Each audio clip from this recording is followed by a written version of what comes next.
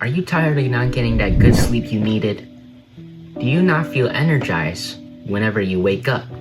If you say yes on some of these, then I'll teach you how to get great sleep.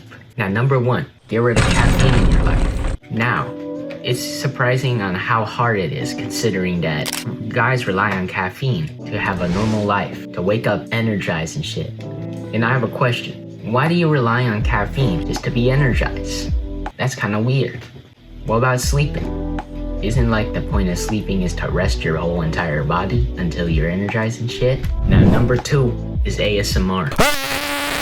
Now, I've been listening to this ASMR and it's pretty good. It helps me in not crying myself to sleep. Okay, number three, sleeping on your back. As you can see, sleeping on your back is scientifically proven to give you self-confidence and stuff. And also, your back is pretty rested too.